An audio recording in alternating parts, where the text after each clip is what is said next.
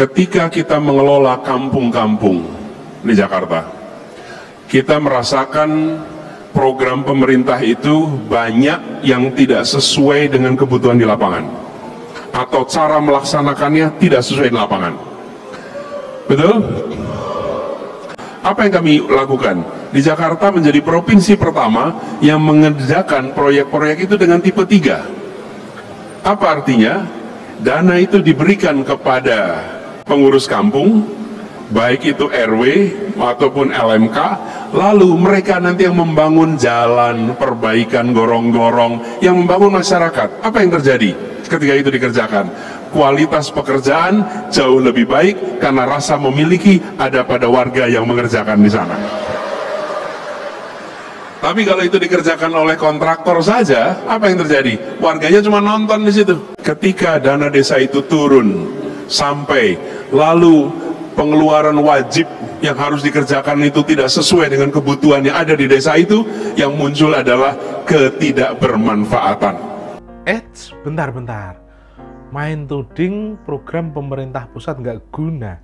Loh, Pak Anies yang terhormat ya. Program seperti itu sudah dilakukan Pak Jokowi jauh-jauh hari ya. Ini namanya program padat karya tunai, yang dimana dana desa dialokasikan untuk pembangunan jalan desa, pembangunan irigasi, dan lain sebagainya lah. Dan itu dikerjakan oleh warga sekitar. Nah, jadi warganya dapat uang, jalannya bagus, irigasi ada, dan lain sebagainya. Dan itu sudah dilakukan Pak Jokowi jauh-jauh hari. Lah kok dibilang nggak berguna program dari pemerintah pusat? Kok dibilang Jakarta yang pertama? Aduh. Ini buktinya ya. Kita di sini dibayar harian, Pak.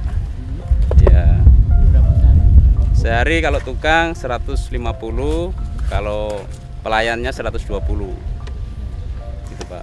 Jadi manfaat dari bangunan ini adalah kita sebagai petani merasa terbantu sekali, Pak. Karena hasil-hasil yang kita dari sana, Pak, biasanya jauh sekali di pohon kelapa sana, Pak. Kita bawa hasil ke sini terlalu jauh, sehingga sekarang ada dengan bantuan jalan baru ini, alhamdulillah kita sebagai petani itu sangat terbantu, tertolong sekali, Pak. Tinggi banget ya?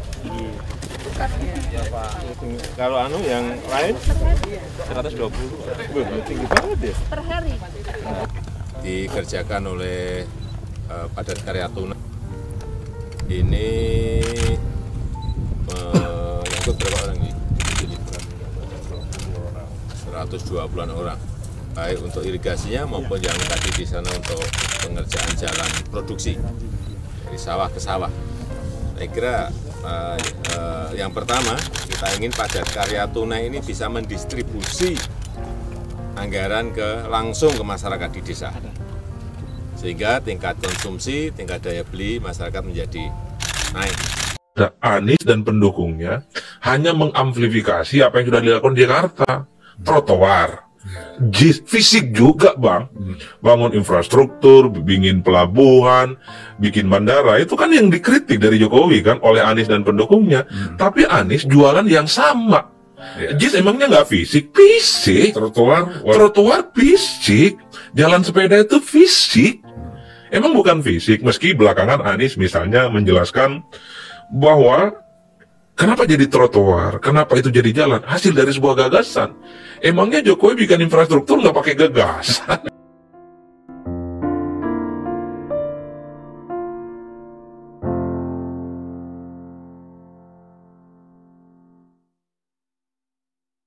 Nah, assalamualaikum warahmatullahi wabarakatuh.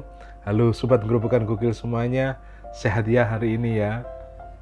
Nah, saya ini kaget ya, dan sekaligus lucu mendengar statement Pak Anies bahwa dana desa itu harusnya yang mengerjakan masyarakat, bukan kontraktor ataupun dan lain sebagainya. Lebih lucunya lagi, dia bilang bahwa Jakarta ini menjadi provinsi yang pertama dalam melakukan hal itu. Ya, kok lucu banget ya. Lah, seperti itu kan dari dulu di desa dinamakan program padat karya tunai, yang dimana dalam pengerjaan jalan desa, irigasi, atau jalan ke sawah itu dilakukan oleh masyarakat desa setempat saja gitu loh. Dan itu sudah jauh-jauh hari loh dilakukan oleh Pak Jokowi 2017 atau 2016 lah. Sejak dana desa ada, terus program itu juga ada. Kami di desa ini yang merasakan sendiri, melihatnya sendiri waktu pembangunan jalan desa. Itu yang melibatkan warga di sekitar desa tersebut. Supaya apa? Warga di desa tersebut juga mendapatkan uang, plus jalan menjadi bagus, irigasi menjadi bagus, jalan sawah menjadi bagus. Yang bangun nggak kontraktor, gitu loh.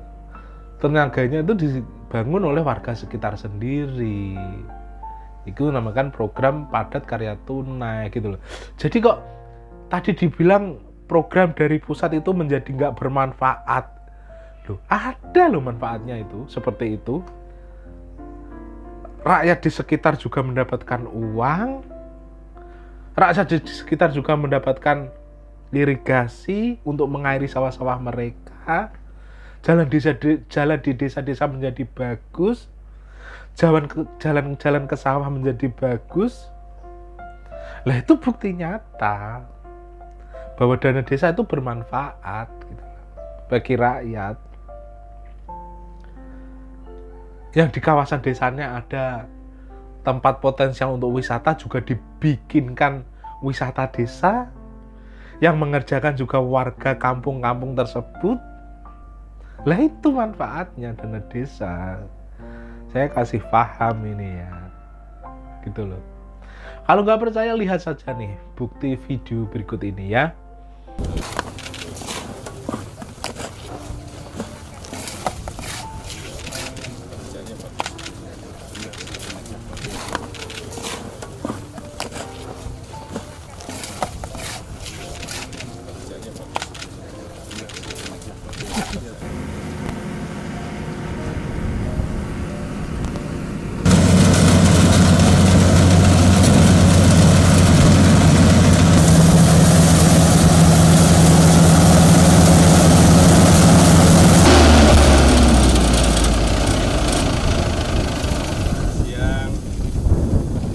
Sehari bisa berapa hektar, Pak? 2 sampai 3 hektar. Akhirnya dibangun dengan jalan ini ya bersyukur lah Pak. Bagus, kita petani dimudahkan untuk transportnya Pak. Begitu. Betul Pak. Oh, pembayarannya harian kalau tukang 150 Pak. Kalau ini macam pembantunya ini 120 Pak. Sesuaikan itu Pak. Sesuaikan sama biaya hidup. Kita di sini bayar harian Pak. Ya. Sehari kalau tukang 150, kalau pelayannya 120. Gitu Pak. Jadi manfaat dari bangunan ini adalah kita sebagai petani merasa terbantu sekali Pak. Karena hasil-hasil yang kita dari sana Pak biasanya jauh sekali di pohon kelapa sana Pak. Kita bawa hasil ke sini terlalu jauh sehingga sekarang ada dengan bantuan jalan baru ini, alhamdulillah kita sebagai petani itu sangat terbantu, tertolong sekali Pak. Tinggi banget ya? Ya Pak. Kalau yang lain 120. Wah, tinggi banget ya? Per hari. Iya, tinggi banget. Ya, yang pertama tadi pagi meninjau melihat padat karya tunai yang dilakukan oleh Kementerian Desa tadi di Kota Ambon, di Batu Merah. Saya lihat yang melibatkan banyak sekali tadi, kurang lebih 150-an orang. Kemudian jalan kampung di kota oleh Kementerian PU.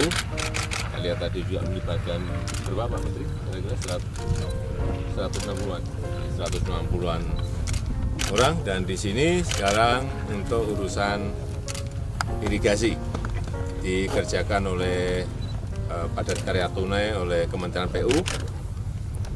Ini menyangkut berapa orang ini? 120-an orang. baik untuk irigasinya maupun yang tadi di sana untuk pengerjaan jalan produksi dari sawah ke sawah. Saya kira yang pertama kita ingin padat karya tunai ini bisa mendistribusi anggaran langsung ke masyarakat di desa, sehingga tingkat konsumsi, tingkat daya beli masyarakat menjadi naik.